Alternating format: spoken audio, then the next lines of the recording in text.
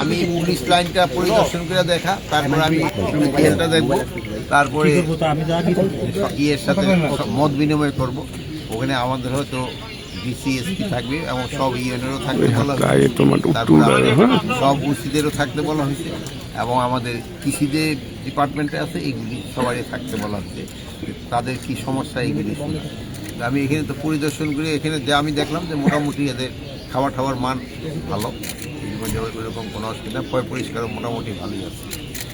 আর এদের প্রশিক্ষণেরটা দিল, তো প্রশিক্ষণের মানটা আরও একটু উন্নতি করতে হবে। সামনে তো জাতীয় নির্বাচনে আমাদের কী প্রস্তুতি?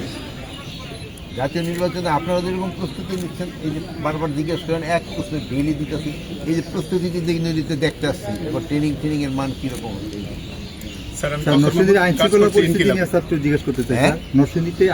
নরসিংদীতে ওই যে একটা জেলা আছে না, রায়পুরা হলো সবচেয়ে বড় সমস্যা। একটা চিন্তা ভাবনা করতেছে একটা কম্বিং অপারেশন করা, যেহেতু ওখানে সন্ত্রাসীর আড্ডা অনেক বেশি, ওখানে হাতিয়ার ঠাতিয়ার আছে, ওইগুলি যেভাবে একটা সব সেনাবাহিনী, পুলিশ, র্যাব সবাই মিলে একটা কম্বিং অপারেশন করা। 19 জুলাই স্যার জেল লুট হওয়ার পর বেশ কিছু অস্ত্র এবং গোলাবারুদ অনেক বাইর হয়েছে এবং অনেকগুলি উদ্ধারও হয়ে গেছে।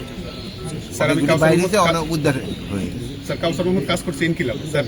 আগে নরসিংদীতে ট্যাটা সংঘর্ষ হিসেবে পরিচিত ছিল, এখন স্যার ট্যাটার ব্যবহার হয় না, সব জায়গাতে অস্ত্রের ব্যবহার হয়, আগ্নেয়াস্ত্র।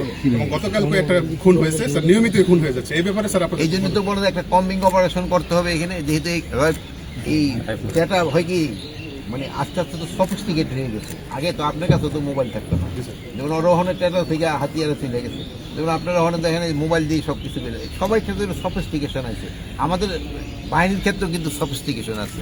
এই জন্য যত তাড়াতাড়ি আমরা আইনের আওতায় নিয়ে আসবো। এই নরসিংদীর স্পেশালি রায়পুর এলাকাটা খুবই সমস্যা সংকুল, এবং এটারে একটা কম্বিং অপারেশন করে এই জায়গাটারে কন্ট্রোলের ভিতরে নিয়ে আসে। স্যার 5ই আগস্টের পরে স্যার পুলিশের মনোভাবটা স্যার একটু হয়েছে, এটা কি স্যার এখন একদম ঠিক আছে? পুলিশের মনোভাব নির্বাচনের ক্ষেত্রে